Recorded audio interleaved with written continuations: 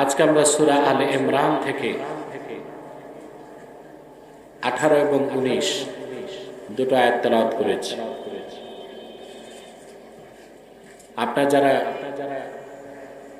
কুশিয়ারা মাহফিলে ছিলেন, সেখানে আমরা সূরা আলে ইমরান থেকে 16 এবং 17 দুটো আয়াত থেকে ব্যাখ্যা করেছিলাম।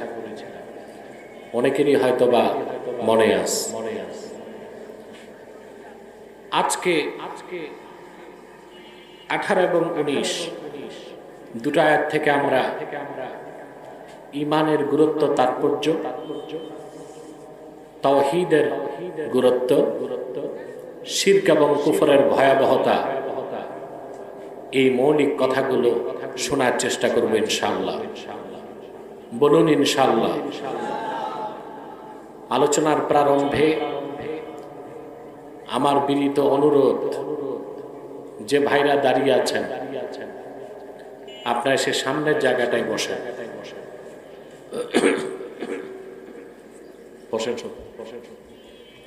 কেউ দাঁড়িয়ে থাকবে না। আমি বলছি বসলে সওয়াব বেশি। কোরআন কারীমের মাহফিলে মূল হচ্ছে আদব রক্ষা করা।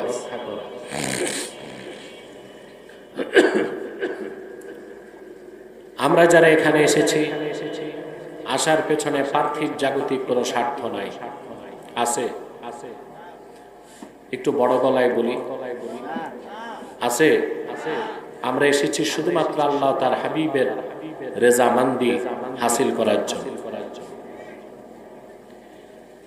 আমরা এতটুকু বিশ্বাস রাখতে পারি যে কোরআন কারীমকে নিয়ে সামনে রেখে কিছুক্ষণ পরে আমরা আজকের বিদায় মোনাজাত করব।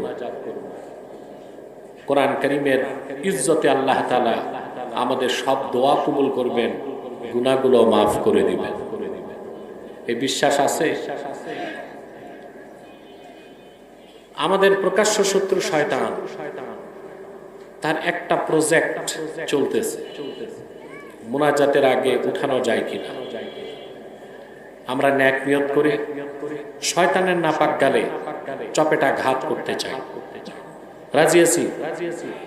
সবাই আমরা নিয়ত করছি কিছুক্ষণ পরে আজকের মোনাজাত করে গুনাহ মাফ করে নিষ্পাপ বেহেশতি আল্লাহওয়ালা হয়ে বাড়ি যেতে চাই।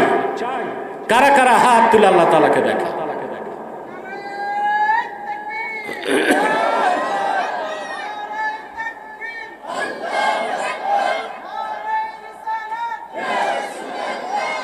আল্লাহ কবুল করুন, আল্লাহ মঞ্জুর করুন।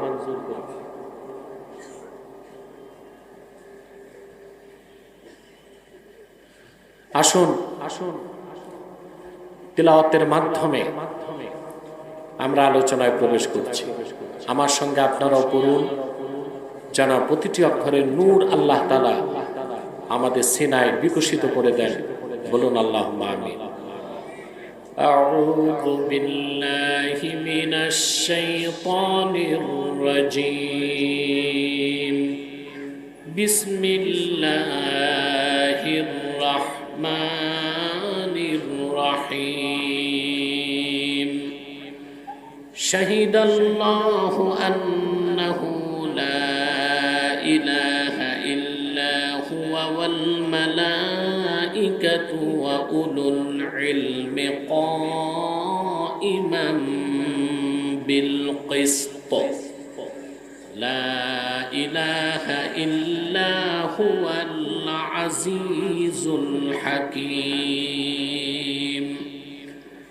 إن الدين عند الله الإسلام وما اختلف الذين أوتوا الكتاب إلا من بعد ما جاءهم العلم بغيا بينهم ومن يكفر بآيات الله فإن الله سريع الحساب.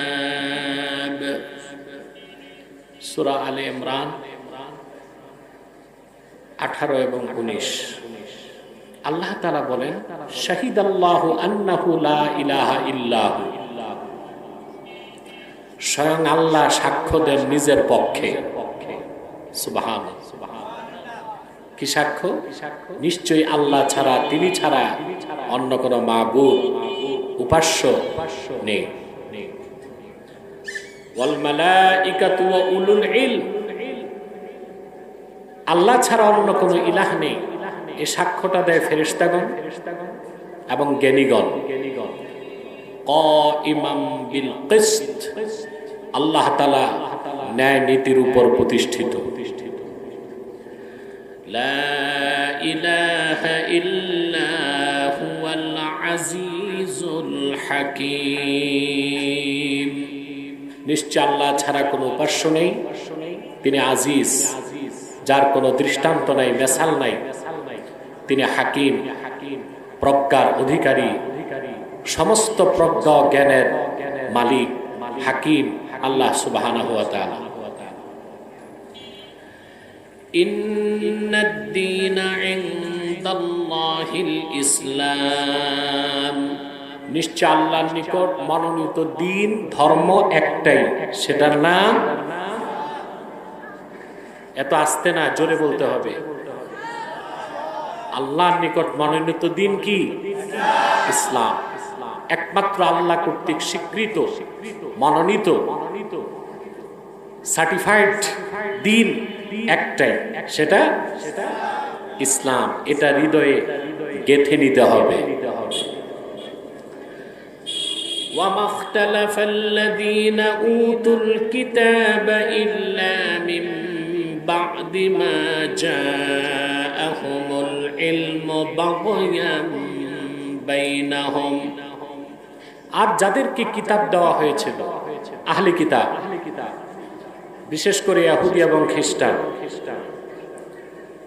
সুস্পষ্ট জ্ঞান আসার পরে তারা মতানৈক্য সৃষ্টি করেছিল তাদের মধ্যে পারস্পরিক বিদ্বেষের কারণে।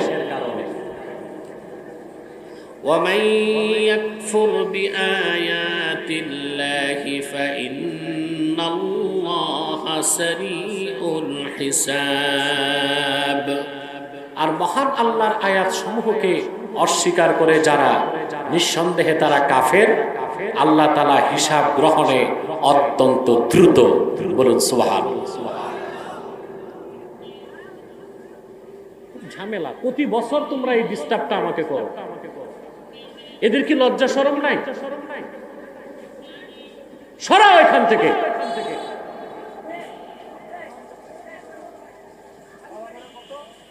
প্রত্যেক বছরই ডিস্টার্বটা আমাকে ফিল করতে হয়, নিজস্ব বিবেক বুদ্ধিও তো রাখতে হয় সাথে, নাকি?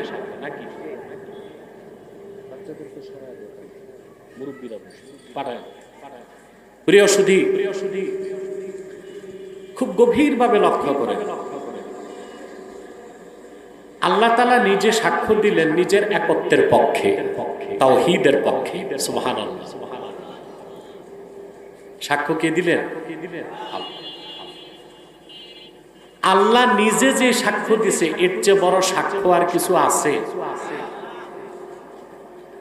তাফসীরের প্রসিদ্ধ কিতাবগুলোতে, বিশেষ করে আমি একটা রওয়ায়াত দেখেছি উমদাতুল কারি শারহু সহিহুল বুখারীতে, আল্লামা বদরুদ্দীন আইনি রাহমাতুল্লাহি আলাইহি তিনি একটা বর্ণনা এনেছেন। দুইজন ইহুদি পণ্ডিত শাম দেশ থেকে রাসূলুল্লাহ সাল্লাল্লাহু আলাইহি ওয়াসাল্লামের জামানায় মদিনা মুনাওয়ারাতে এসেছিল। কথা শুনতেছেন? আহলি কিতাবের পণ্ডিত, ইহুদি ধর্মের বড় দুই পণ্ডিত, ওরা মদিনা শরীফ দেখে বলতে লাগলো, আমরা তো তাওরাত কিতাবের বর্ণনা অনুযায়ী আল্লাহর আখিরি নবী মুহাম্মদ সাল্লাল্লাহু আলাইহি ওয়াসাল্লাম হিজরত করবেন যে মদিনায়, সেই মদিনা মুনাওয়ারাতেই আছি। সুবহানাল্লাহ। খুব ভালো করে মনে রাখবেন, ইহুদিরা আল্লাহর হাবিব মুহাম্মদ সাল্লাল্লাহু আলাইহি ওয়াসাল্লাম আল্লাহর শেষ নবী, এই কথা মদিনা মুনাওয়ারার ইহুদিরা মনে প্রাণে বিশ্বাস করত, স্বীকার করত না। বিশ্বাস করত। তো মদিনা মুনাওয়ারাতে লোকজনকে জিজ্ঞেস করতে লাগলো, ভাই আওয়াজটা একটু ক্লিন করে দাও, পরিষ্কার করে দাও। লোকজনকে জিজ্ঞেস করতে লাগলো, ভাই আল্লাহর আখির নবী মুহাম্মদ সাল্লাল্লাহু আলাইহি ওয়াসাল্লামকে মদিনা মুনাওয়ারায় হিজরত করে চলে এসেছেন? লোকজন বলল, হ্যাঁ। তো ইহুদি ধর্মের দুইজন পণ্ডিতই রাসূলুল্লাহর সামনে উপস্থিত হলো। সুবহানাল্লাহ। দশজন পণ্ডিত আল্লাহর হাবিবকে জিজ্ঞেস করলো, আনতা মুহাম্মদ, আপনি কি মুহাম্মদ সাল্লাল্লাহু আলাইহি ওয়াসাল্লাম? আল্লাহর হাবিব বললেন, হ্যাঁ।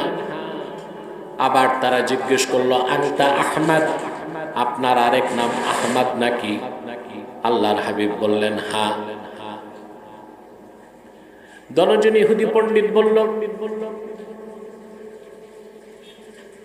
আমরা তাওরাত কিতাবে আপনার আগমনের কথা আগেই জেনেছি, আমাদের সৌভাগ্য আমরা আপনার কদমের সামনে দাঁড়াতে পেরেছি। আমরা একটা প্রশ্ন করব, আপনি যদি উত্তর দেন এক মুহূর্ত বিলম্ব না করে আমরা মুসলমান হয়ে যাব।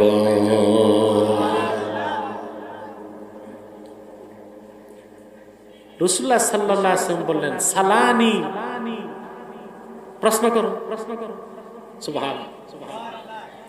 তো দোনো ইহুদি প্রশ্ন করলো, আইয়ু শাহাদাতিন আযমু ফি কিতাবিল্লাহ, আল্লাহর কিতাবে লহে মাহফুজে সকল আসমানি কিতাবে আল্লাহর পক্ষ থেকে সবচেয়ে বড় সাক্ষ্য কোনটা? প্রশ্ন এটা। হাদিস সাক্ষ্য দেয়, সঙ্গে সঙ্গে জবাব নিয়ে জিবরিল হাজির। আল্লাহ ঘোষণা করে দিলেন, শাহিদাল্লাহু আন্নাহু লা ইলাহা ইল্লা হুয়া ওয়াল মালাইকাতু ওয়া উলুল ইলমি কাইমান বিল কিসত, লা ইলাহা ইল্লা হুয়াল আজিজুল হাকীম, ইন্নাদ-দীনা ইনদাল্লাহিল ইসলাম। আল্লাহ জবাব পাঠিয়ে দিল। স্বয়ং আল্লাহ সাক্ষ্য দেন, নিশ্চয়ই তিনি ছাড়া কোনো মাবুদ নাই। ফেরেশতাগণ এবং জ্ঞানীগণ এ কথা সাক্ষ্য দেয়, এবং নিশ্চয় আল্লাহ তাআলা। এটা কোন কোম্পানির মাইক? বুঝি না, এই মাইক তো ভালোই সার্ভিস দেয়। কুশিয়ারা ছিল না? ছিল না? যাক, তোমার ক্যাপাসিটি যা আছে ওটা ঠিকঠাক করে চলতেছে, ভালোই আলহামদুলিল্লাহ। আওয়াজটা খুব বেশি দরকার নাই, কম আওয়াজ হলেও চলবে, স্পষ্ট আওয়াজ। প্রিয় ভাইরা শুনতেছেন? কাইমান বিল কিসত, আল্লাহ ন্যায় নীতির উপর প্রতিষ্ঠিত। লা ইলাহা ইল্লা হুয়াল আজিজুল হাকীম, আল্লাহ ছাড়া কোনো ইলাহ নাই। আল্লাহর বড় পরিচয়, তিনি আজিজ, তিনি হাকীম। তিনি আজিজ।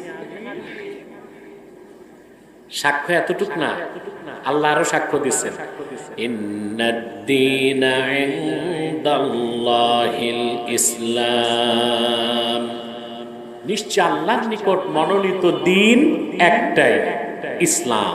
সুবহানাল্লাহ। জবাব পাওয়ার সাথে সাথে ইহুদি দশজন পণ্ডিত বলল, ইয়া রাসূলুল্লাহ সাল্লাল্লাহু আলাইহি ওয়াসাল্লাম, হাতি ইয়াদাক নুবাইউকা ইয়া রাসূলুল্লাহ, আয় আল্লাহর হাবিব, আপনার নূরের হাতটাকে বাড়ায় দেন, আমরা এখনই আপনার দিনের কালেমা পড়ে মুসলমান হয়ে যাব। শাম দেশের ইহুদি ধর্মের দুইজন পণ্ডিত সঙ্গে সঙ্গে আল্লাহর হাবিবের নূরের হাতে হাত রেখে মুসলমান হয়ে গেল।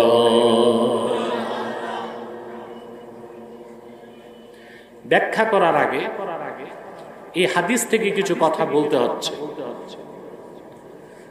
ইহুদিরা সত্যিকার অর্থে শিক্ষা দীক্ষায় জ্ঞানে অভিজ্ঞ, দক্ষ, পারদর্শী এখন থেকে না, এটা 3000 বছর আগ থেকে। কত মদিনা মুনাওয়ারাতে যত ইহুদি ছিল সবাই জানতো মুহাম্মদ সাল্লাল্লাহু আলাইহি ওয়াসাল্লাম আল্লাহর শেষ নবী, কিন্তু খুব কম সংখ্যক ইহুদি ঈমান এনে মুসলমান হতে পেরেছে। ঠিক না? খ্রিস্টানরাও জানে। কারণ কি জানেন? আদম থেকে ঈসা পর্যন্ত 1 লক্ষের উপর নবী প্রচার করে গেছেন মুহাম্মদ সাল্লাল্লাহু আলাইহি ওয়াসাল্লাম শেষ নবী। এই জন্য আহলি কিতাব, যাদের উপর কিতাব এসেছিল আগে, তারা আল্লাহর পরিচয়টাও জানতো, তার আখিরি নবী আমাদের পেয়ারা নবী মুহাম্মদ সাল্লাল্লাহু আলাইহি ওয়াসাল্লামের পরিচয়টাও জানতো। সুবহানাল্লাহ বলুন। আমি কয়েকটা দৃষ্টান্ত দিচ্ছি। আমাদের একজন আম্মা জান, ওনার নাম সাফিয়া বিনতু হুয়াই ইবনে আখতাব। সাফিয়া রাদিয়াল্লাহু তাআলা আনহা আমাদের একজন আম্মা জান। এটা জানেন তো ভাই? বলতি বন কেন? মুখটা খুলেন, কথা তো বলতে হবে। আমার সাথে কমিউনিকেশন গ্যাপ হলে আমি তো বুঝবো না আমি কি মাহফিলে আছি না কবরস্থানে আছি। কথা বলতে হবে। সামনে যারা বসছেন তাদের দায়িত্ব। আম্মাজান সাফিয়া রাদিয়াল্লাহু তাআলা আনহা, ওনার বাবার নাম ছিল হুয়াই ইবনে আখতাব। ওনার বাবা ছিল ইহুদি। ওনাদের অবস্থান ছিল মদিনা মুনাওয়ারা থেকে 170 কিলোমিটার দূরে খায়বার। কোথায়? আমি হাদিস শরীফে যখন খায়বার যুদ্ধের কথা পড়লাম, আমার খুব শখ ছিল আমি খায়বার যাব। একবার হজের সময় ফজর নামাজের পর মসজিদ নববী সাল্লাল্লাহু আলাইহি ওয়াসাল্লাম থেকে বের হয়ে গাড়িতে উঠলাম। খায়বার 170 কিলো যেতে আমার 2 ঘন্টা লাগে নাই। গেলাম সেখানে। 1500 বছর আগে ইহুদিদের যে দুর্গ ছিল পাথরের তৈরি, এখনো আছে। কিন্তু সৌদি সরকার হাজিদেরকে যাইতে দেয় না। কারণ হাজি যারা মূর্খ, এরা না বুঝে ওই ইহুদিদের দুর্গ চুমাচুমি করে। এজন্য সরকার যেতে দেয়। আর্মি গার্ড থাকে। তা আল্লাহর সুযোগ করে দিয়েছেন, আমি গেলাম, ঘুরলাম, দেখলাম। এত মজবুত দুর্গ, একেবারে আমার কাছে মনে হলো পাহাড়ের টুকরাগুলো কেটে দুর্গ বানানো হয়েছে। আল্লাহর হাবিব সাল্লাল্লাহু আলাইহি ওয়াসাল্লাম খায়বারে যখন যুদ্ধ করতে গেলেন, ফজর নামাজের পরপরই খায়বার বিজয় হয়ে গেল। ইহুদি নেতা হুয়াই বিন আখতাব সহ অসংখ্য ইহুদি নিহত হলো। হযরত সাফিয়া বন্দী হয়ে গেলেন। সাফিয়া বিনতু হুয়াই তিনি আল্লাহর হাবিবের কাছে আবেদন পাঠালেন, ইয়া রাসূলুল্লাহ, ইয়া হাবিবাল্লাহ, আমি আল্লাহর জলিলুল কদর পয়গম্বর হযরত হারুনের বংশধর, আমি আবেদন করছি আপনার কদমে আমাকে জায়গা করে দিবেন। হযরত সাফিয়া ঈমান আনলেন, মুসলমান হলেন। আল্লাহর হাবিব সাল্লাল্লাহু আলাইহি ওয়াসাল্লাম নিকাহ করলেন। হযরত সাফিয়াকে আল্লাহ রাব্বুল আলামিন উম্মত জননীর মর্যাদা দিয়ে দিলেন। রাসূলুল্লাহ সাল্লাল্লাহু আলাইহি ওয়াসাল্লামের কাছে আসার পর আল্লাহর হাবিব দেখেন হযরত সাফিয়ার গালে 5 আঙ্গুলের দাগ। কেউ খুব জোরে তাকে মারছে, 5 আঙ্গুলের দাগ বসে গেছে। রাসূলুল্লাহ সাল্লাল্লাহু আলাইহি ওয়াসাল্লাম জিজ্ঞেস করলেন, তোমাকে এত জোরে কে মারছে? হযরত সাফিয়া বললেন, ইয়া রাসূলুল্লাহ, ইয়া হাবিবাল্লাহ, আমার পূর্বের স্বামী ইহুদি, সে আমাকে সজোরে চপেটাঘাত করেছে। হাতের চিহ্ন বসে গেছে। আল্লাহর হাবিব বললেন, কেন মারছে? বলে, আমি একটা স্বপ্ন দেখেছিলাম, স্বপ্নটা বলতেই সে আমাকে মারছে।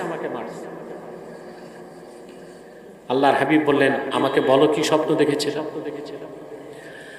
হযরত সাফিয়া বললেন, ইয়া রাসূলুল্লাহ, ইয়া হাবিবাল্লাহ, খায়বার বিজয় করেছেন আপনি সকালে, রাতে আমি ঘুমেছিলাম, স্বপ্নে দেখলাম আল্লাহর আকাশের পূর্ণিমার চাঁদ আমার ডান কোলে চলে এসেছে। সকালে আমি, রাতের শেষে আমি যখন আমার ইহুদি স্বামীর কাছে তা বললাম, আমার স্বামী আমাকে ধমক দিয়ে বলল, বুঝতে পেরেছি অচিরেই তুমি মুহাম্মদ সাল্লাল্লাহু আলাইহি সাল্লামের স্ত্রী হয়ে যাবা। এই কথা বলে খুব জোরে আমাকে একটা থাপ্পড় দিল, চপেটা ঘাত করলো।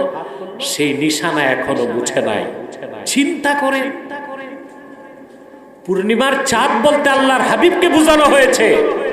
ইহুদি বুঝার পরও ঈমান আনে নাই, রাসূলুল্লাহর বিরুদ্ধে অস্ত্র ধরেছে। এই রকম অভিশপ্ত জাতি হচ্ছে ইহুদি জাতি। কথা বোঝেন? হাদিস শরীফে এসেছে, ইমাম বুখারী রওয়ায়াত করেছেন, রাসূলুল্লাহ সাল্লাল্লাহু আলাইহি সাল্লাম যখন মক্কা থেকে হিজরত করে মদিনাতুল মুনাওয়ারাতে আসলেন, খায়বার থেকে রাসূলুল্লাহকে দেখতে এসেছিলেন হযরত সুফিয়ার বাবা হুয়াই বিন আখতাব আর হুয়াই বিন আখতাবের ভাই। বনি ইসরাইল থেকে আসেন নাই, সেজন্য আমরা দুশমনি করে যাব, বলেন নাউজুবিল্লাহ। কিন্তু আল্লাহর হাবিব মুহাম্মদ সাল্লাল্লাহু আলাইহি সাল্লাম, আল্লাহর আখিরি নবী, এই কথাটা তারা ভালো করেই জানত। এই যে সত্যকে জানার পর সত্যকে গ্রহণ করে নাই, সেজন্য ইহুদিদের সমস্ত জ্ঞান বুদ্ধি প্রজ্ঞা তাদের কোনো কাজে আসে নাই। তারা ধ্বংসকে খরিদ করেছে, জিল্লতকে খরিদ করেছে। তাদের এই অভিশপ্ততার কারণ কি? কারণ আছে না? ১,৫০০ বছর আগে রাসূলুল্লাহকে চিনার পর ঈমান আনতে পারলো না কেন? কারণ তারা অভিশাপটা আগ থেকেই খরিদ করছিল। আল্লাহ রাব্বুল আলামিন কারণটা বলেন, ইন্নাল্লাযীনা ইয়াকফুরুনা বিআয়াতিল্লাহি ওয়া ইয়াকতুলুনান নাবিয়্যিনা বিগাইরি হক ওয়া ইয়াকতুলুনাল্লাযীনা ইয়া'মুরুনা বিল কিসতি মিনান নাসি ফাবাশশিরহুম বিআযাবিন আলীম। অভিশপ্ত ইহুদিদের কথা আল্লাহ বলেন, আহলে কিতাবদের কথা। নিশ্চয় যারা আল্লাহর আয়াতগুলোকে অস্বীকার করেছে আর অসংখ্য নবীকে অন্যায়ভাবে হত্যা করেছে, এই পাপটা করছিল কারা? জোরে বলেন। তারা ঈসা রুহুল্লাহকে হত্যা করতে চাইছে, চাইছে না? ঈসা মসিহকে ঘেরাও করেছিল। ঈসা মসির খাস সাগরে ছিল ১২ জন। ওরা ছিল ধোপা হাওয়ারিয়ুন।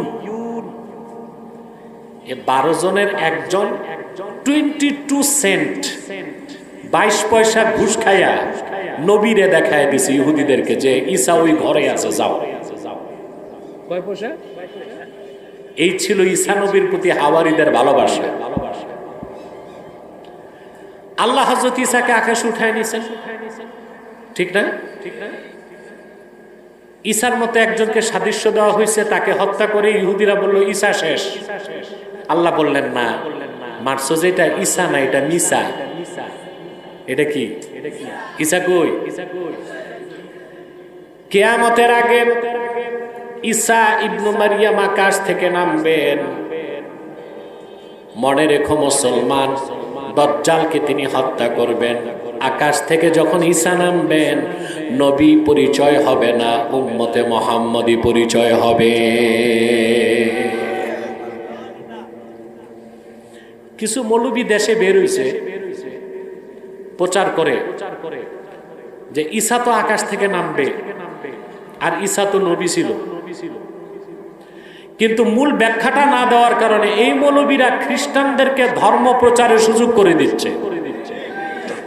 যখন খ্রিস্টানরা উত্তরবঙ্গে ঘুরে ঘুরে মানুষকে অপব্যাখ্যা দেয় যে মুসলমানরাও তো খ্রিস্টান হতে পারে, কারণ ঈসা তো নামবে, ঈসা নামবে, অতএব ঈসার ধর্মই তো খ্রিস্টান ধর্ম, অতএব এটা গ্রহণ করতে সমস্যা কি? কিন্তু মৌলভী সাহেবরা ব্যাখ্যা দেয় না, ঈসা যখন নামবে নবী পরিচয় থাকবে না, উম্মতে মুহাম্মাদী পরিচয় থাকবে। ভুলভাল ওয়াজ করে অপব্যাখ্যা দেয়, আর কাফের মুশরিক বেঈমান বিশেষ করে খ্রিস্টানদেরকে ধর্ম প্রচারের সুযোগ করে দিচ্ছে। আমি 2016 সালে এই যে বাংলাদেশে খ্রিস্টান ধর্ম প্রচার হচ্ছে না, এর জন্য অন্যতম দায়ী হচ্ছে লামাযহাবীরা, যারা নিজেদেরকে বলে আহলে হাদিস। আসলে তারা আহলে হাদিস না, তারা কি? ফেরকা লামাযহাবিয়্যাহ, ফেরকা লামাযহাবী। এই কথার প্রমাণটা আমি হাতে নাতে পাইছি। আমি কথা বলেন, 2016 সালে আমি খ্রিস্টান মিশনারির বিরুদ্ধে গিয়েছিলাম কাজে কুষ্টিয়া। আমার কাছে সংবাদ আসলো একই মহল্লায় 22টি পরিবার খ্রিস্টান হয়ে গেছে। সহ্য করা যায়? তা আমি আমার কাফেলা নিয়ে গেলাম তাহরিকে খাতমে নবুয়ত বাংলাদেশের পক্ষ থেকে। পৌঁছার পর সবচেয়ে দুঃখ লাগলো যে কুষ্টিয়া বিশ্ববিদ্যালয়ের দেওয়ালের সাইডে গ্রাম শান্তিডাঙ্গা, যেটা ইসলামী বিশ্ববিদ্যালয়, ওই ভার্সিটির পাশের মহল্লায় 22টা পরিবার খ্রিস্টান হয়ে গেছে। আর ওখানে ওনারা ইসলামী বিশ্ববিদ্যালয়ের নাম দিয়ে ইসলাম শিক্ষা দেয়। পাশের মহল্লার খবর নাই, পাশের মহল্লায় খবর নাই। ওনারা ইসলামী বিশ্ববিদ্যালয় করে শুধু ভার্সিটির মালই বের করছে, দায়ীল আল্লাহ বানাইতে পারে নাই। তা আমি সারাদিন ঘুরলাম, বিকেল বেলা যে মুসলমান খ্রিস্টান হয়েছে অবাক হয়ে যাবেন। এই লোকটার নাম নাজির আহমদ, পরবর্তীতে হলো খ্রিস্টান। তার বেতন ছিল মাসে তখন 17,000 টাকা। খ্রিস্টানরা ঘর বানায় দিছে, মোটরসাইকেল দিছে। খ্রিস্টান হবার আগে এই লোক প্রতিদিন শান্তিডাঙ্গা থেকে 1 ঘন্টা হেঁটে কুষ্টিয়া বিশ্ববিদ্যালয়ের মসজিদে যে আব্দুল্লাহ জাহাঙ্গীরের সাথে ফজর নামাজ পড়ত। আর সে লোকটা হয়েছে কি, তোমরা আন্দাজে সুবহানাল্লাহ কইও না, আগে বুঝো। আমার সাথে বসছে, সে ডিবেটে বসছে, এটা আছে, ভিডিওটা ইন্টারনেটে আছে। সে আসছে, তার বউ খ্রিস্টান হয়েছে, মেয়েও খ্রিস্টান হয়েছে। তো বউ আর মেয়ে মুসলমানই তো না, আবার পর্দা কিসের, সামনে চলে আসছে। এখন দিনের দাওয়াত তো দিতে হবে। আমি আমার পর্দা ঠিক রেখে কথা শুরু করলাম। আমি জিজ্ঞেস করলাম, তোমরা মুসলমান ছিলা, আল্লাহর আখির নবী মুহাম্মদ সাল্লাল্লাহু আলাইহি ওয়াসাল্লামের দ্বীন ইসলাম ছেড়ে খ্রিস্টান কেন হইছো? জবাব কি দিছে জানেন? প্রথম জবাব খ্রিস্টানের যে আল্লাহর আখির নবী মুহাম্মদ সাল্লাল্লাহু আলাইহি ওয়াসাল্লাম তো সুপারিশ করতে পারবেন না, ঈসা তো সুপারিশ করবে, এই জন্য ঈসার ধর্ম নিয়েছি। আল্লাহর আখির নবী মুহাম্মদ সাল্লাল্লাহু আলাইহি ওয়াসাল্লাম শাফাত করতে পারবে না, এই কথা কারা প্রচার করে বাংলাদেশে? কথা বলেন, লামাযহাবীরা, আহলে হাদিস দাবিদার লামাযহাবীরা। আমার সামনে দাঁড়ায় আছে ডক্টর আব্দুল্লাহ জাহাঙ্গীরের খলিফা, এই লোকটাও মারা গেছে, কুষ্টিয়া বিশ্ববিদ্যালয়ের খতিব।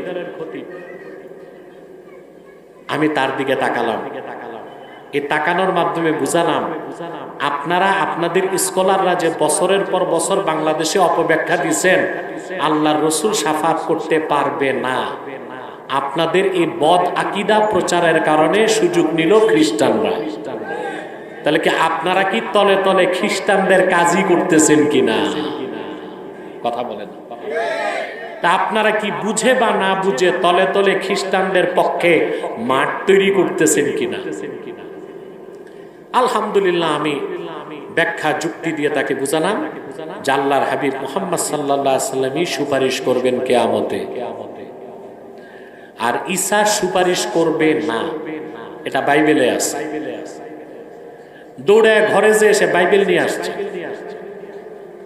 আমি বললাম বাইবেল দেখাও, ঈসা যে শাফাত করবে বাইবেল দেখাও। এখন আর বাইবেল খুলতে পারে না।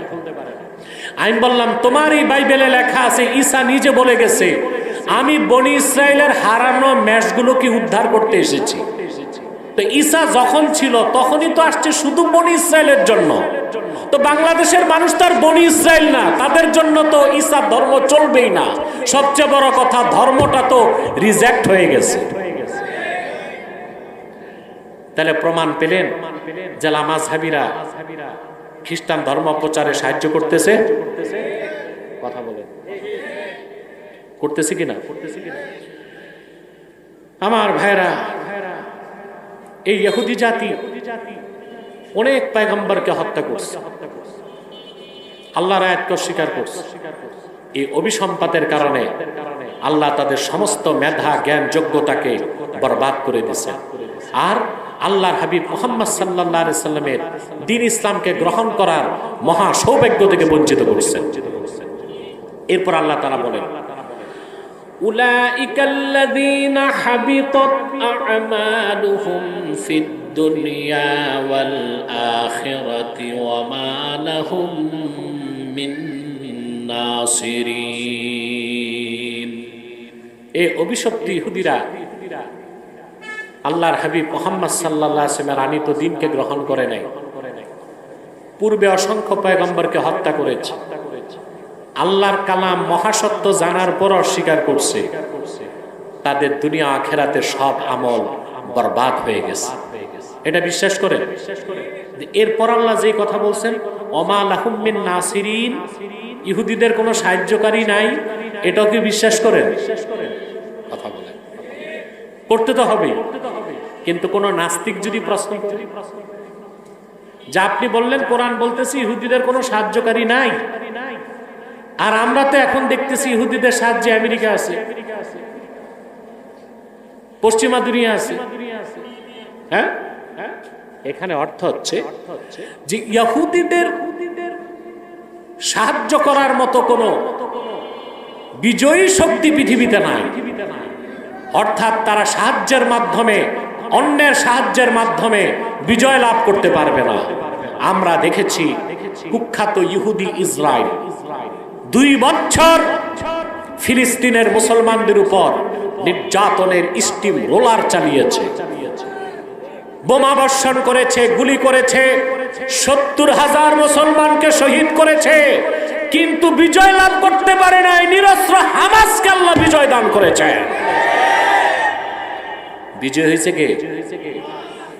ওরা যদি বিজয়ী হতো শান্তি চুক্তিতে আসতো, যুদ্ধবিরতিতে আসতো, ওদের সাথে ছিল ওদের বাবা আমেরিকা, গোটা ইউরোপ, গোটা পশ্চিমা দুনিয়া, সবার সাহায্য নিয়েও তারা একটি অরাজনৈতিক বিরাষ্ট্রীয় সংগঠন, যাদের রাষ্ট্র নাই, সেই একটা ক্ষুদ্র গোষ্ঠী হামাসের কাছে শোচনীয়ভাবে পরাজিত হয়েছে। গোটা গাজা উপত্যকা এখন হামাস নিয়ন্ত্রণ করছে। আছে ইহুদিদের সাহায্যকারী?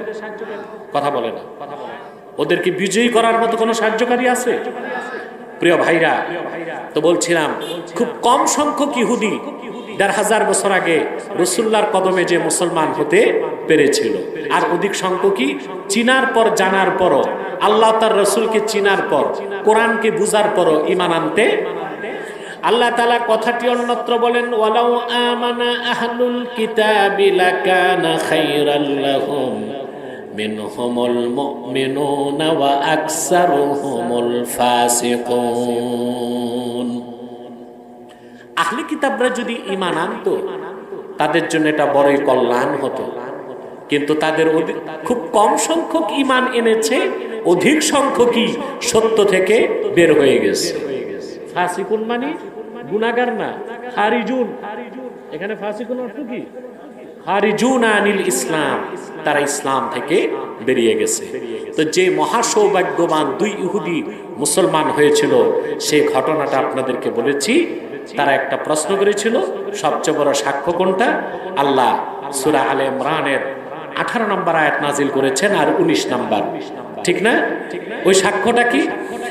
শাহিদাল্লাহু আন্নাহু লা ইলাহা ইল্লাহু, আল্লাহ নিজে সাক্ষ্য দেন তিনি ছাড়া কোনো ইলাহ নাই।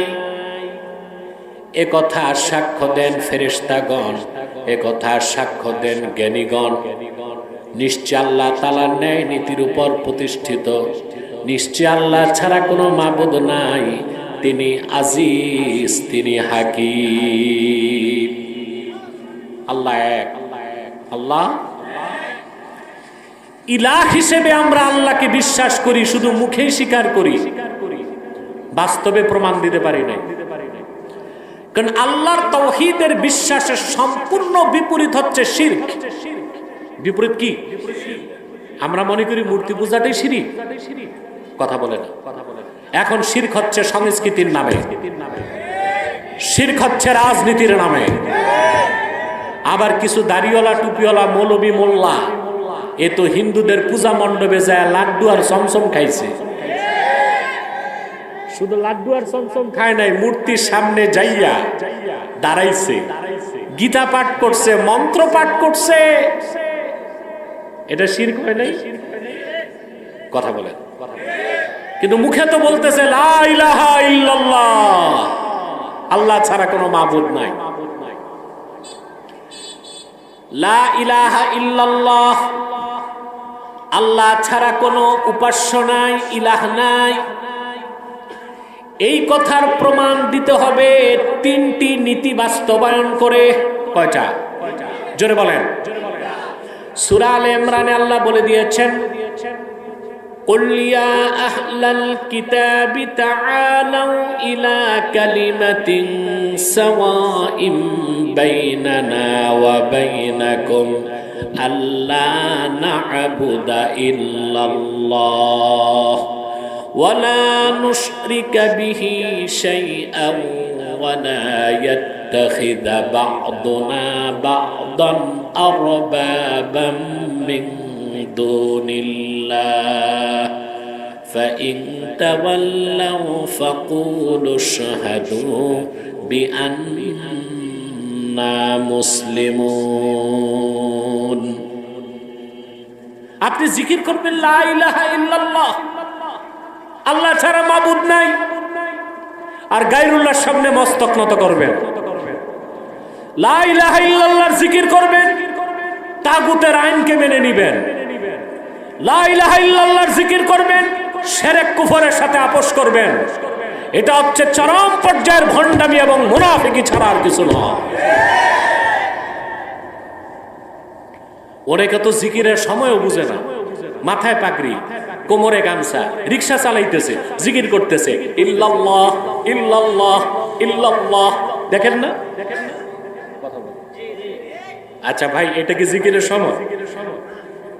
চটপুটি বেচতেছে, চামচ নাড়তেছে, টুনটান জিকির করতেছে ইল্লাল্লাহ ইল্লাল্লাহ ইল্লাল্লাহ। ঝালমুড়ি বানাইতেছে ইল্লাল্লাহ ইল্লাল্লাহ ইল্লাল্লাহ। এটা কি জিকির না জিকির নিয়ে মশকরা? এগুলো দেখেন না? কথা বলেন। দেখেন, এটা কি জিকির উদ্দেশ্য না শো আপ? আরে কথা কও, জিকির না শো আপ? দেখায় আমরা খুব পরহেজগার। আকীদায় শিরক, আকীদায় কুফর, আমলে বিদআত। অতএব এই যে আল্লাহ সাক্ষ্য দিয়েছেন তিনি ছাড়া ইলাহ নাই, এটা তাওহীদের মূল কথা। আর এই তাওহীদের মূল কথা লা ইলাহা ইল্লাল্লাহ, তা যদি বিশ্বাস করতে হয় 3টি নীতি বাস্তবায়ন করতে হবে। এক, আল্লাহ না'বুদা ইল্লাল্লাহ, আল্লাহ ছাড়া কারো ইবাদত আমরা করব না। ইবাদত হবে কার? ওয়া লা নুশরিকা বিহি শাইআ, আল্লাহর সাথে কাউকে শরীক করব না। আপনি লা ইলাহা ইল্লাল্লাহ বলে এক আল্লাহর উপর ঈমান আনবেন, কিন্তু আল্লাহর সঙ্গে কোনো ব্যক্তি বস্তুকে শরীক করবেন, আপনার তাওহীদের বিশ্বাস কখনো হবে না। আপনার ঈমানকে আল্লাহ কবুল করবেন না, আপনাকে আল্লাহ কাফের হিসেবে স্বীকৃতি দিবেন। মক্কার কুরাইশরা, কুরাইশ, আবু জেহেল, উতবা, সাইবা, মুগীরা, আবুল বুখতারি, আবুল আহাব, কুরাইশদের যত কাফের ছিল একজনও কি নাস্তিক ছিল? কথা বলেন, একজনও নাস্তিক ছিল না। সবাই আল্লাহকে বিশ্বাস করত। এটা জানেন? সবাই আল্লাহকে। তোদের অপরাধটা কি ছিল? প্রশ্ন আসে না? আল্লাহ রাব্বুল আলামিন কোরআন কারীমে বলেন, ওয়ালা ইন সাআলতাহুম মান খালাকাস সামাওয়াতি ওয়াল আরদা ওয়া সাখখারাশ শামসা ওয়াল কমারা লা ইয়াকুলুন্নাল্লাহ। প্রিয় হাবিব মুহাম্মদ সাল্লাল্লাহু আলাইহি ওয়াসাল্লাম, যদি আপনি তাদেরকে জিজ্ঞেস করেন, মুশরিকদেরকে জিজ্ঞেস করেন, এই আকাশ ও জমিন কে সৃষ্টি করেছেন, চাঁদ ও সূর্যকে কে নিয়ন্ত্রণ করেন, মুশরিকরাও বিনা বাক্যে জবাব দিবেন, যিনি সৃষ্টি করেছেন আর নিয়ন্ত্রণ করেন তিনি আর কেউ নন, তিনি আল্লাহ। তিনি কে? তোদের অপরাধ কি ছিল? প্রশ্ন আসে না? অপরাধ কি ছিল? প্রশ্ন আসে? ওরা বলেছে, ওরা জবাব দিয়েছে, কোরআন সাক্ষ্য দেয়।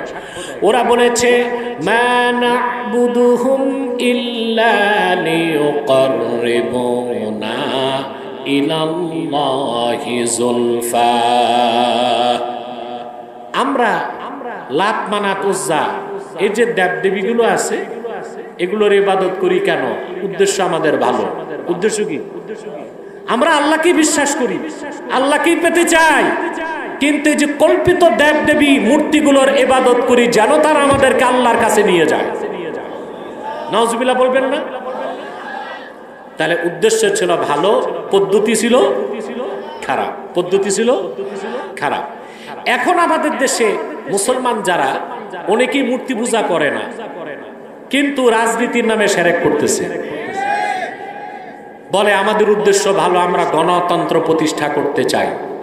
আরে ভাই, গণতন্ত্র প্রতিষ্ঠা করবা, সুশাসন আনবা, ইনসাফের রাষ্ট্র কায়েম করবা, পদ্ধতি তো ভালো লাগবে। কি লাগবে? আপনি কোথাও গেছেন বন্ধু বান্ধব নিয়ে ঘুরতে, এখন পার্কে গেছে, মাগরিব নামাজের সময় হয়ে গেছে, ওযুর পানি পাচ্ছেন না, মদের বোতল একটা কিনে ওযু করে নামাজে দাঁড়ায় গেছে। কেমন হইলো ভাই? কথা তোমরাও মুখ বন্ধ রাখবা না কিছু বলবা? মদের বোতল দিয়ে ওযু করে নামাজে দাঁড়ায় গেছে। নামাজ পড়তেছি, কথা আছে নাকি? কিন্তু ওযু করছে কি দিয়া? উদ্দেশ্য যত ভালো হোক, ইনসাফপূর্ণ দেশ গঠন হোক, মানবিক দেশ হোক, দুর্নীতিমুক্ত দেশ হোক, কোন উদ্দেশ্য সফলের ক্ষেত্রে শিরককে গ্রহণ করা যাবে না। মুসলমানের রাজনীতির মূল ভিত্তি হবে তাওহীদ। কি হবে? আজকে এই কত মৌলবী সাহেব ঈমান নষ্ট করছে, শুধু ভোটের রাজনীতিতে যাইয়া পূজার মণ্ডপে গেছে।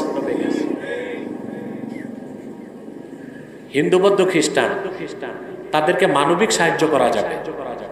হিন্দুর বাড়িতে আগুন লাগছে, মুসলমানরা সব তার ঘরের আগুন নিভাই দিবে, এটা একটা মানবিক কাজ।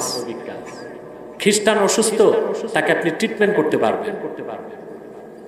কথা বুঝেন?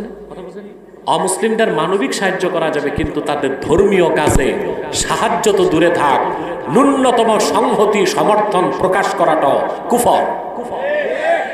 এটা কি? এখন অনেকে বলবে আমরা তো হিন্দুদের পূজা মণ্ডপে যে লাড্ডু আর চমচম না খাইছি, মূর্তির তো আর সাজদা করি নাই। মূর্তিকে সাজদা করা তো শিরক, কিন্তু মূর্তির সাথে সম্মানে দাঁড়ানোটাও কুফর। পরিষ্কার ফাতাওয়া বাজ্জাজিয়াতে এসেছে, ওমান রাদিয়া বিল কুফরে ফাহুয়া কাফের। কোন কুফরিকে যে সমর্থন দেয় সেও কাফের। সেও কি? তাহলে রাজনীতির নামে, সুশাসনের নামে, মানবিক বাংলাদেশ গড়ার নামে, বহুত্ববাদের নামে, বহু সংস্কৃতির নামে ওই রাজনৈতিক মহান উদ্দেশ্য সফল করতে যাইয়া শিরকি পদ্ধতি গ্রহণ করা, এটা হচ্ছে মদ দিয়া ওযু করে নামাজ পড়ার মতো ভণ্ডামি। ঠিক কিনা বলে? শিরক বাদ দিতে হবে। শিরক, লা ইলাহা ইল্লাল্লাহ, এটা বিশ্বাস করার মানে হচ্ছে আল্লাহ ছাড়া কারো ইবাদত করা যাবে না, আল্লাহর সাথে কাউকে শরীক করা যাবে না, ঠিক কিনা? আর মানুষ হয়ে অন্য মানুষকে আল্লাহকে বাদ দিয়া রব বানানো যাবে না। অর্থাৎ কোরআন সুন্নাহর বাইরে মানব রচিত কোন আইনকে গ্রহণ করা যাবে। পরিষ্কার কথা, হ্যাঁ প্রিয় ভাইরা, আজকে যারা এই যে গণতন্ত্র করে না, এটাকে সংস্কার করা যায় না। আমরা তো খেলাফায় বিশ্বাসী, খেলাফা প্রতিষ্ঠার আগে আমরা চাই আমাদের পক্ষ থেকে আলেমুল আমাদের বিরাট একটা দল সংসদে যাক, ঠিক কিনা? জরুরত মনে করে, কি মনে করে? কিন্তু জরুরতটাকে তো আদর্শ মনে করা যাবে না। আদর্শ মনে করা যাবে? তারপরে আমার পরামর্শ হচ্ছে যারা জরুরত হিসেবে গণতন্ত্রকে লালন করেন, গণতন্ত্রটাকে এতটুক মডিফাই করেন যেন শিরক আর কুফর থেকে বাঁচা যায়। শিরক, আপনাদেরকে একটা তথ্য দিই, আমি কথা বলেন। ইংরেজরা যে গণতন্ত্র আমাদের শিখায় গেছে ওটা ওইভাবেই আমরা ধরে রাখছি। আমাদের আশেপাশে পৃথিবীতে যত দেশ উন্নত হয়েছে গণতন্ত্রটাকে ধরে রাখে নাই, গণতন্ত্রের ব্যানারটা রাখছে, শাসনতন্ত্র নিজেদের মতো সংস্কার করে নিচ্ছে। যেমন সিঙ্গাপুর, কাছে না? এয়ার বাসে উঠলে 4 ঘন্টা লাগে যেতে। 1965 সালে স্বাধীন হয়েছে, আমাদের মাত্র 6 বছর আগে। দেশটা কোথায় গেছে? কথা বলেন। বলা হয় most richest and cleanest state in south Asia.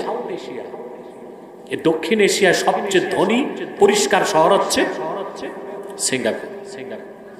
ওই দেশের একজন নেতা লিক ওয়ান, এই লোকটা সিঙ্গাপুরের শাসন ব্যবস্থা নেওয়ার পর পুরা গণতন্ত্রটাকেই বদলাই দিছে। কি করছে? কিভাবে? সে গোটা সিঙ্গাপুরের মালিকানা রাষ্ট্রকে দিয়ে দিছে, ব্যক্তি মালিকানায় কিছু আর রাখে নাই। এটা কি গণতন্ত্র না সমাজতন্ত্র? কথা বুঝেন, সমাজতন্ত্র না? 2 এখানে সে লেভেল রাখছে গণতন্ত্র, কিন্তু সে তার মন মতো গণতন্ত্রটাকে কি করছে? সাজায় নিছে। তারপরে সে অর্থনীতি ক্ষেত্রে গণতান্ত্রিক অর্থনীতি নিয়েছে, কিন্তু আইনের ক্ষেত্রে আইন সরাসরি শরিয়া আইনের অনুসরণ করছে। অর্থাৎ যে কোনো মৃত্যুদণ্ডের আসামির বিচার কার্যকর হয় 3 মাসে। কয় মাসে? শরিয়া আইনের এটাই তো সফলতা। সাক্ষী প্রমাণ হাজির, দ্রুত রায় কার্যকর। আর আমার দেশে এক একটা মৃত্যুদণ্ডের রায় প্রকাশ করতে 30 বছর লাগে, রায় কার্যকর করতে 50 বছর লাগে। বাংলাদেশে নারায়ণগঞ্জের একটা কলঙ্ক আছে না, 7 মার্ডার আছে। তো 7 মার্ডার যারা করছে ওরা কি ফাঁসিতে ঝুলছে না জামাইয়া ধরে আছে? কেন ভাই? প্রত্যেকটা আসামি 164-এ সাক্ষী দিছে আমরা হত্যা করছি, তারপর তো মৃত্যুদণ্ড কার্যকর হতে দেরি হওয়ার কথা না। এটা হচ্ছে ইংরেজদের নিকৃষ্ট আইনের কুফলতা। আমরা 200 বছরের পুরনো আইনটাকে বদলাতে পারি নাই, আর মুখে বলি প্রগতিশীল, আমরা স্বাধীন। আমরা এখনো নিকৃষ্ট ইংরেজদের রেখে যাওয়া আদর্শ আইন এবং রাজনৈতিক দর্শনকে অনুসরণ করার কারণেই বাংলাদেশ আজকে পিছিয়ে যাচ্ছে। চায়না তাদের রাষ্ট্রের উন্নতির জন্য রাজনীতিটাকে ঠিক করে নিয়েছে, ঠিক না? সেখানে না সমাজতন্ত্র না গণতন্ত্র। অর্থনীতিটা মুক্ত অর্থনীতি, এটা সমাজতন্ত্রের বিরুদ্ধে। আবার শাসনটা গণতন্ত্র না, অনুসরণ করছে খেলাফা পদ্ধতির। কথা বলে না। এখন যিনি সিঙ্গাপুরে প্রেসিডেন্ট তার নাম হচ্ছে শি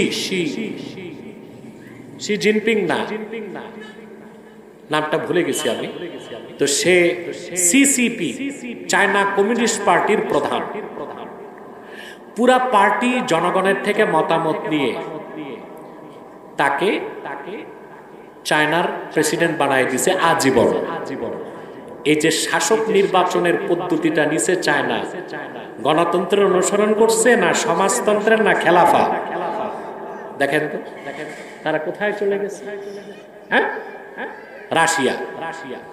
রাশিয়াতে নির্বাচন হয় আইওয়াস, দেখায় গণতন্ত্র আছে, কিন্তু পুতিন বসে আছে 20 বছরের বেশি হয়ে গেছে।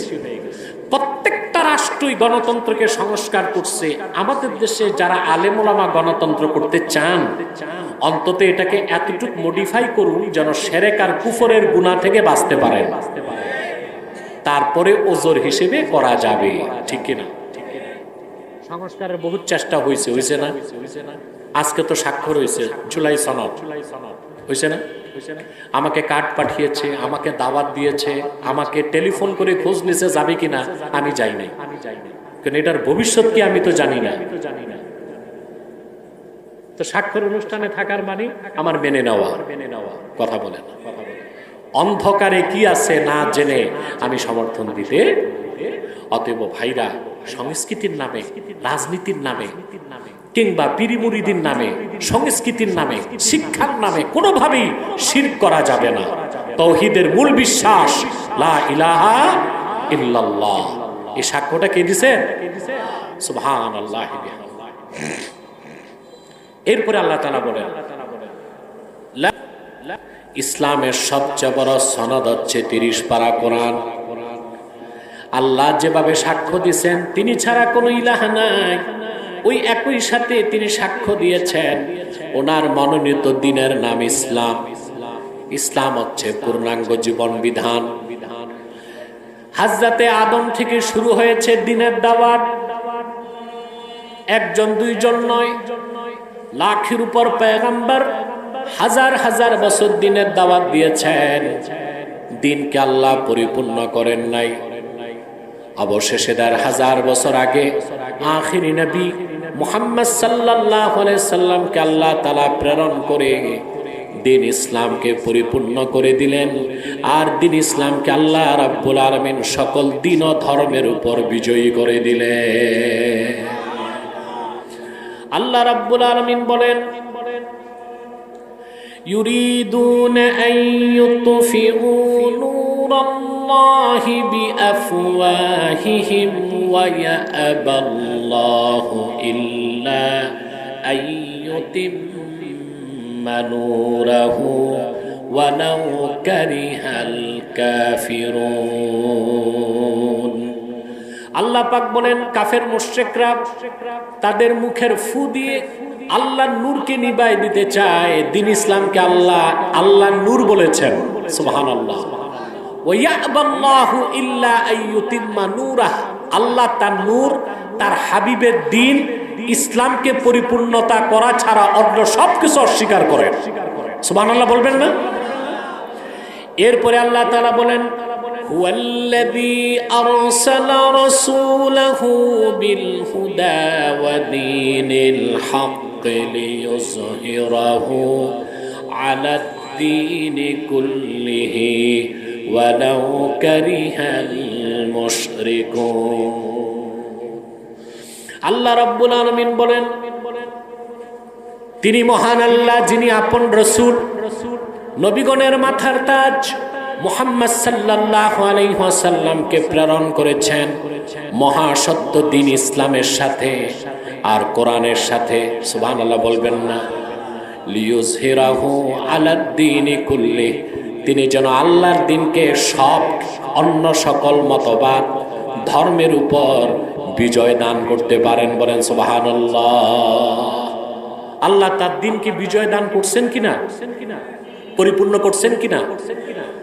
লাখের উপর পয়গম্বর হাজার হাজার বছর দ্বীনের দাওয়াত দিয়েছেন।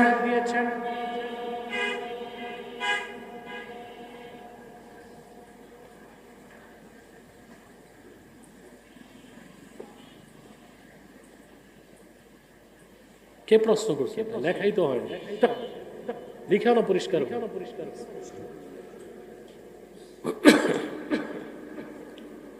প্রিয় বন্ধুরা, আল্লাহ তাআলা দ্বীনকে পরিপূর্ণ করে দিয়েছেন। নবীর পর নবী এসেছেন, দ্বীনকে পরিপূর্ণ করেন নাই। মুহাম্মদ সাল্লাল্লাহু আলাইহি ওয়াসাল্লামকে ১৫০০ বছর আগে প্রেরণ করে আল্লাহ দ্বীন ইসলামকে পরিপূর্ণ করে ঘোষণা দিয়ে দিয়েছেন, আল ইয়াউমা আকমালতু লাকুম দীনাকুম ওয়া আতমামতু আলাইকুম নি'মাতি ওয়া রাদিতু লাকুমুল ইসলাম দীনা। আল্লাহ ঘোষণা করেছেন, আজকের এই আরাফার দিন আমি আমার নবী মুহাম্মদ সাল্লাল্লাহু আলাইহি ওয়াসাল্লামের রক্ত ঝরা দ্বীন ইসলামকে তোমাদের জন্য পরিপূর্ণ করে দিলাম, তোমাদের উপর আমার নেয়ামতকে পরিসমাপ্ত করলাম। ওয়া রাদিতু লাকুমুল ইসলাম দীনা, আর মুক্তির জন্য একমাত্র ইসলামকে আমি আল্লাহ স্বীকৃতি দিলাম। এখন শুধুই ইসলাম, একমাত্র ইসলাম, শুধুমাত্র ইসলাম, কেবলমাত্র ইসলাম। ইসলামের বাইরে অন্য কোন ধর্মের ভালো জিনিস নেওয়ারও সুযোগ নাই। আছে? আপনারা বলতে পারেন কেন হুজুর? ইহুদি ধর্ম তো মুসা নবীর মাধ্যমে আসছিল, খ্রিস্টান ধর্ম তো ঈসা নবীর মাধ্যমে আসছিল, তো ওই ধর্মগুলো নাই মানলাম, ভালো যা আছে নিতে সমস্যা কি? কথা বলো, বলতে পারে না কেউ। এখন যারা এই যে লিবারেল ডেমোক্রেসি, নতুন মতবাদ আমদানি করছে, ইন্টারফেইথের ধারণা, আন্তধর্মীয় মতবাদ, সকল ধর্মের মানুষ সম্প্রীতিতে আসা। আল্লাহ ঘোষণা করছেন কাফের মুশরিককে বন্ধু বানায়ও না, আর ওনারা লিবারেল ডেমোক্রেসির নামে কাফের মুশরিকদেরকে নিয়ে আন্তধর্মীয় সমাবেশ করে, অমুসলিমদের সাথে প্রীতির সম্পর্ক। আর আল্লাহ বলছেন অমুসলিমরা কখনো বন্ধু হইতে, বাবাও যদি কাফের হয়, দাদাও যদি কাফের হয়, সন্তান যদি কাফের হয়, তাকে বন্ধু বানানোর সুযোগ এই ঘোষণা কার? আল্লাহ রাব্বুল আলামিন বলেন, ইয়া আইয়ুহাল্লাযীনা আমানু লা তাত্তাখিযু আবাআকুম ওয়া ইখওয়ানাকুম আউলিয়া ইন ইসতাহাব্বুল কুফরা আলাল ঈমান। আল্লাহ পাক বলেন, হে মুমিনগণ, তোমরা তোমাদের পিতাদেরকে, তোমাদের ভাইদেরকে বন্ধু বানায়ো না যদি তারা ঈমানের উপর কুফরকে পছন্দ করে, অর্থাৎ তারা যদি কুফরির উপর থাকে, শিরকের উপর থাকে, তাদেরকে তোমরা কখনো বন্ধু বানায়ো না। আজকে যারা বাংলাদেশে ইন্টারফেথ বা আন্তধর্মীয় মতবাদের নামে একজন মৌলবী, একজন ঠাকুর, একজন ব্রাহ্মণ, একজন পুরোহিত এক কাতারে বসে আন্তধর্মীয় মতবাদ প্রচার করে, নিশ্চিত বলতে হবে এটা ইসলাম বিরোধী একটি চক্রান্ত, কোরআন বিরোধী একটা কর্মসূচি। ঠিক কিনা বলেন? একসাথে বসে অনুষ্ঠান করে, নাম দেয় ইন্টারফেথ, আন্তধর্মীয় সম্প্রীতি। মৌলবী একটা বসে, ব্রাহ্মণ একটা বসে, বৌদ্ধ পুরোহিত একটা বসে, খ্রিস্টান ফাদার একটা বসে, তারপর ওনারা ধর্মীয় আলাপ আলোচনা করে। আরে ১৫০০ বছর আগেই তো ঈমান আর কুফরে পার্থক্য করে দেওয়া হয়েছে। কাফের মুশরিকদের সাথে কোনো সম্প্রীতি, কোনো কাউন্সিলিং হতে পারে না, শুধুই তাদেরকে ইসলামের দাওয়াত দেওয়া যাবে।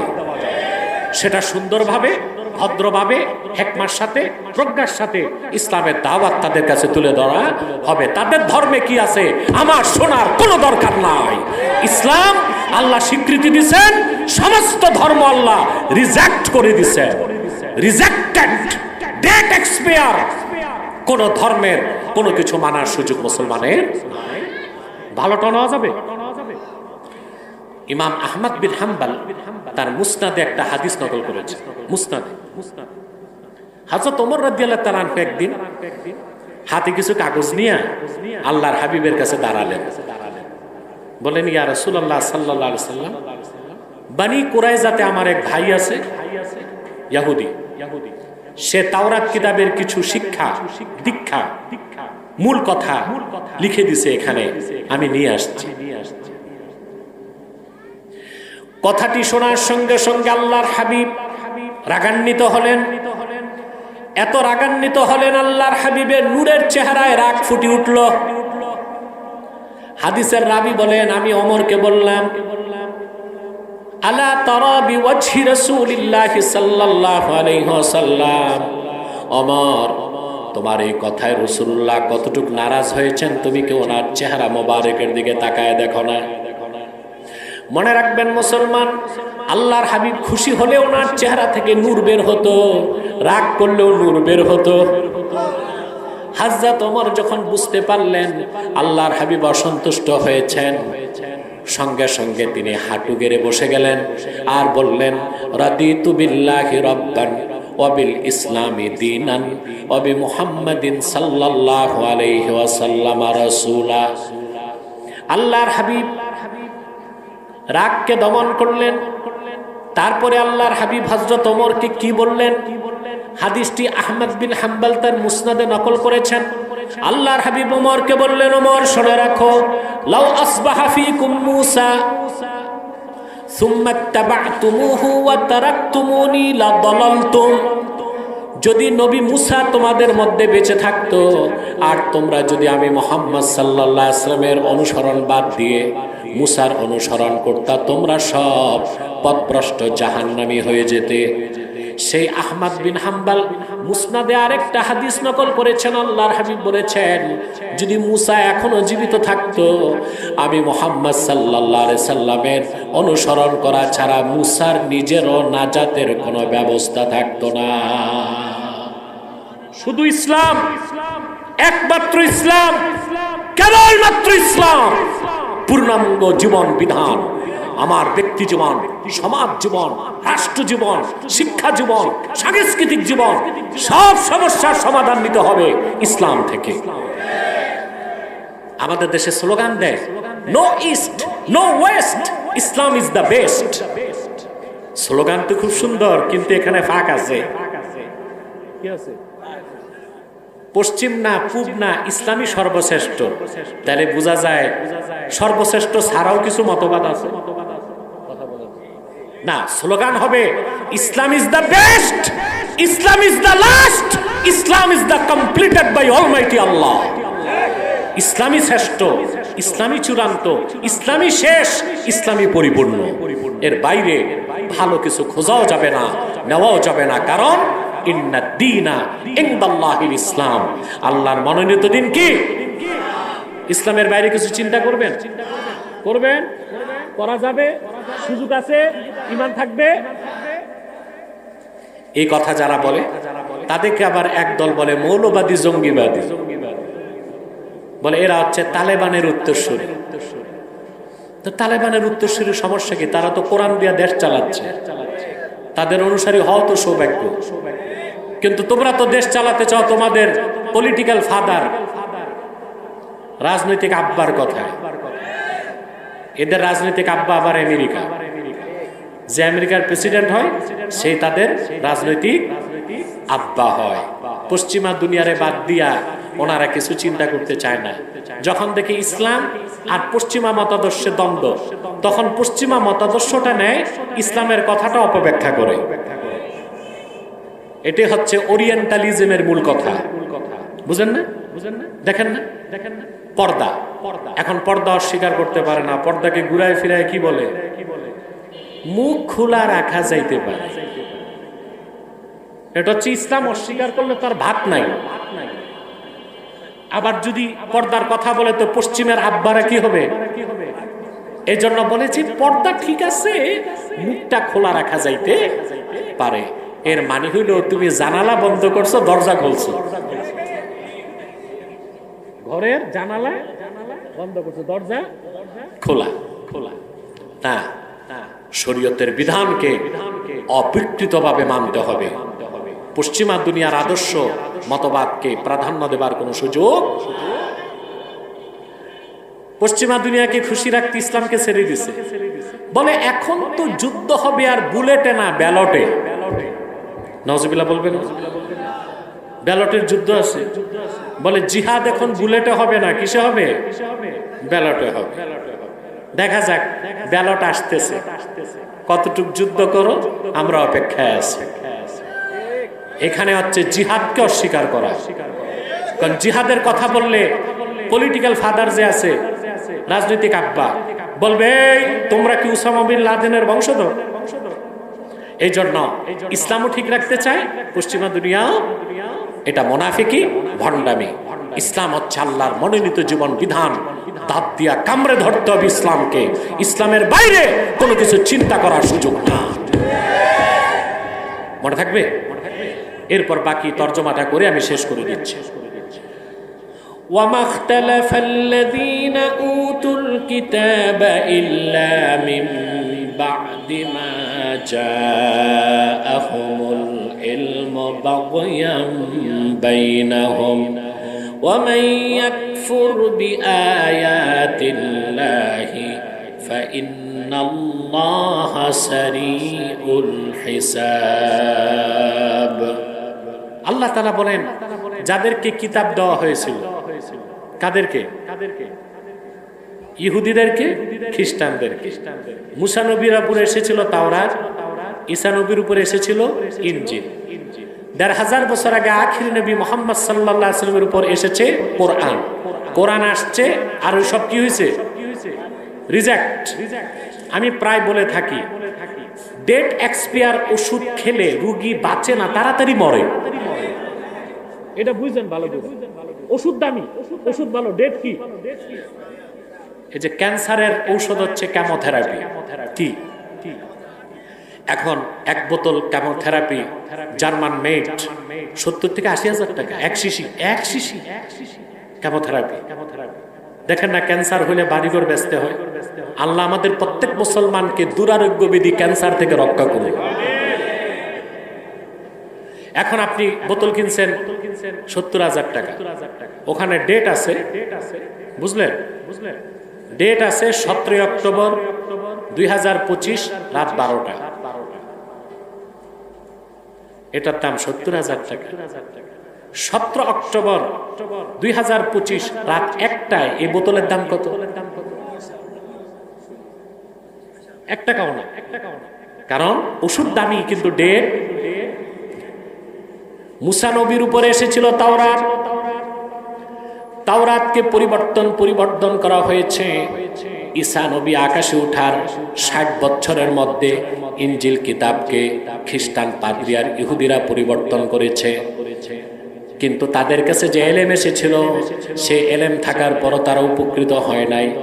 কারণ তারা নিজেদের মধ্যে শত্রুতাবশত অনৈক্য সৃষ্টি করেছিল। অনৈক্য সৃষ্টি করতে যে তারা তাওরাত এবং ইনজিলের মধ্যে হস্তক্ষেপ করেছিল, কিতাবগুলোকে নষ্ট করে ফেলেছিল। এখন আর সেই কিতাবগুলো মানার সুযোগ নাই। আল্লাহর আখিরি নবী মুহাম্মদ সাল্লাল্লাহু আলাইহি ওয়াসাল্লাম ১৫০০ বছর আগে আল্লাহর কাছ থেকে কোরআন নিয়ে এসেছেন। পূর্বের সমস্ত ধর্ম আর ধর্মগ্রন্থগুলো রহিত হয়ে গেছে, রিজেক্টেড হয়ে গেছে। সেখান থেকে ভালো কিছু খোঁজার সুযোগ নাই। কারণ ওষুধ ভালো, ডেট ফেল। এটা খেলে রোগী বাঁচবে না, আগে মরবে, আগে মরবে। অতএব মুসা নবীর উপর অবতীর্ণ তাওরাত, ঈসা নবীর উপর অবতীর্ণ ইনজিল, এগুলোকে খ্রিস্টান এবং ইহুদিরাই নিজেদের মধ্যে সৃষ্ট বিরোধ, শত্রুতাবশত সৃষ্টি করে কিতাবগুলোকে বরবাদ করেছে, নষ্ট করেছে। কিতাবগুলোর অথেন্টিসিটিকে শূন্যের কোঠায় পৌঁছায় দিছে আখিরি নবী।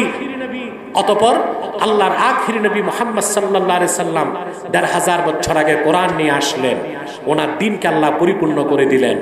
এখন শুধুই মুক্তির জন্য সেই দ্বীন ইসলামকে মানতে হবে আর কোরআনের অনুসরণ করতে হবে। এরপর আল্লাহ সতর্ক করে দিচ্ছেন, وَمَن يَكْفُرْ بِآيَاتِ اللَّهِ فَإِنَّ اللَّهَ سَرِيعُ الْحِسَابِ।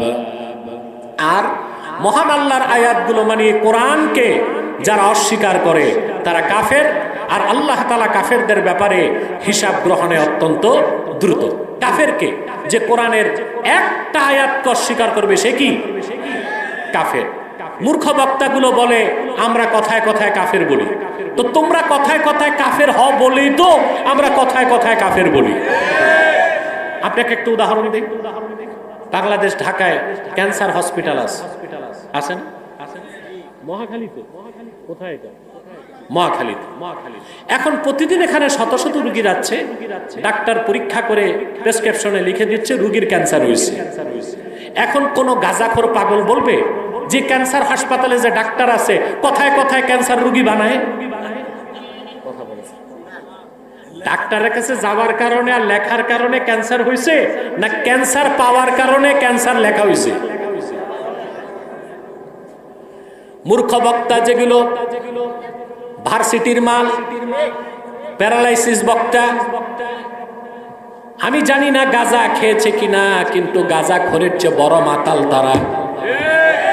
আমার আল্লাহ, আল্লাহর আখিরি নবী নূর নবীজি মুহাম্মদ সাল্লাল্লাহু আলাইহি সাল্লামের আরশ চুম্বী সম্মানের খেলাফ ওয়াজের নামে বক্তব্য যারা দেয়, খোদার কসম তারা কাফের ছাড়া কিছু হতে পারে না। বক্তাকে সংশোধন করবে তো দূরে থাক, অন্য বক্তা বা দালালি করে, অথচ জানে না যে কাফেরের সমর্থন করাও কুফর। ওমান রাদিয়া বিল কুফরে ফাহুয়া কাফের, যে কোনো কাফের কুফরকে সমর্থন করবে সেও কি কাফের। এখন দলিল নাই, প্রমাণ নাই, আমাদের কথা তো লাগে। এই জন্য বক্তাগুলো জোট টোট বেঁধে আমাদের বিরুদ্ধে নেমেছে, তাতে আমাদের কিছুই আসে যায় না, কারণ আমরা হচ্ছি লেমিনেটেড। আমরা যারা আল্লাহর হাবিবের আশিক উম্মত, আমরা লেমিনেটেড। হাজারো হিংসা, বিদ্বেষ, গালিগালাজ, অপমান, নিন্দা, হিংসা, বুলেট বোমা আমাদের শরীরকে স্পর্শ করতে পারবে না ইনশাআল্লাহ।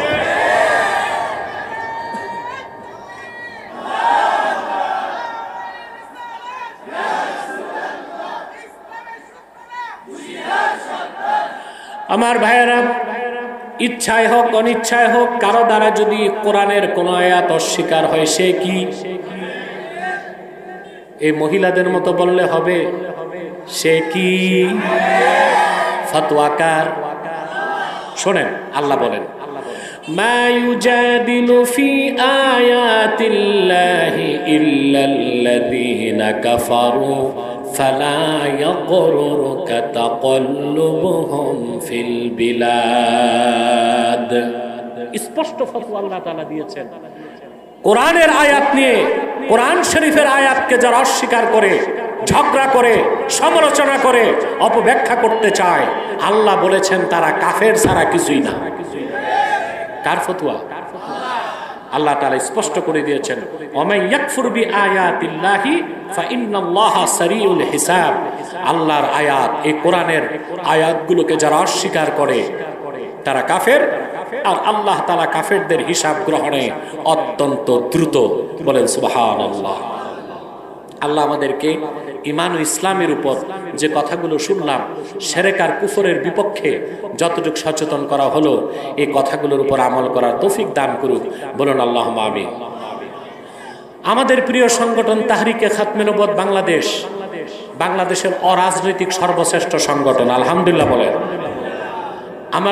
আমাদের কোনো পলিটিক্যাল ইন্টেনশন নাই, আমরা রাজনীতি করি না, রাজনৈতিক স্বার্থে কাউকে প্রতিপক্ষ বানাই না। আমরা কাউকে প্রতিপক্ষ বানাই ইসলামের মানদণ্ডে, আল হুব্বু ফিল্লাহ ওয়াল বুগযু ফিল্লাহ। কারোর সাথে বন্ধুত্ব আল্লাহর জন্য, কারোর সাথে দুশমনী আল্লাহর জন্য। আমার স্নেহের মুফতি মনজুর হোসেন বলেছেন, 5 তারিখের আগে আমাদের যে চরিত্র ছিল, 5 তারিখের পরে আমাদের সেই চরিত্র। শিরক কুফর বাতিল ফেসিবাদের বিরুদ্ধে আমাদের চেয়ে বেশি কথা বিগত 16 বছর কে বলছে? কেউ বলেন। তারা বলছে, কিন্তু এখানে রাজনৈতিক স্বার্থ ছিল, আর আমরা বলেছি সেখানে দ্বীনের স্বার্থ ছিল। এখানে বিরাট পার্থক্য।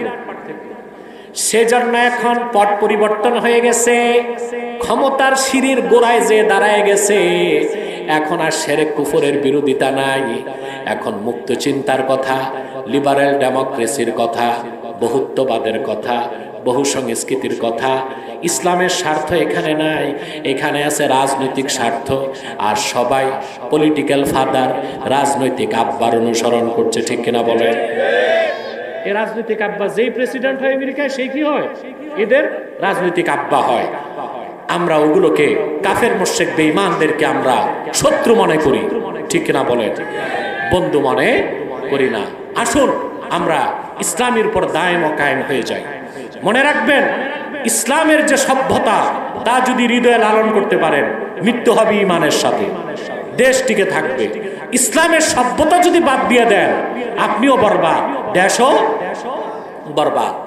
কোন একটি রাষ্ট্রে সামরিক বিপর্যয় ঘটলে তা কাটানো যায়, কিন্তু কোন রাষ্ট্রে সভ্যতা ও সংস্কৃতির বিপর্যয় ঘটলে সেই দেশকে আর টিকানো যায় না। আজ আমাদের দেশে নতুন করে, আগে ছিল শাহবাগীদের পলিটিক্যাল কালচারাল অ্যাটাক, শাহবাগীরা সাংস্কৃতিক হামলা করেছিল, রক্তের বিনিময়ে এদেশের মুসলমান তা ভাসিয়ে নিয়ে গেছে। এখন আবার শুরু হয়েছে ডানপন্থী কালচারাল অ্যাটাক। ডানপন্থী কালচারাল অ্যাটাক, এটা হচ্ছে সবাইকে গণতন্ত্র আর ধর্মনিরপেক্ষতার তাবিজ দেওয়া হচ্ছে। নাউজুবিল্লাহ বলে। আমাদের সংস্কৃতিকে পরিবর্তন করার চেষ্টা হচ্ছে। ইসলামের উপর অটল অবিচল থেকে এই অপসংস্কৃতিকে আমরা বাংলাদেশ থেকে বিতাড়িত করবো ইনশাআল্লাহ। আসুন একটু সালাত ও সালাম করে দোয়া করি, যেন আল্লাহ আমাদের দোয়াকে কবুল করেন। মহব্বতে সাল্লাল্লাহু আলা মুহাম্মদ।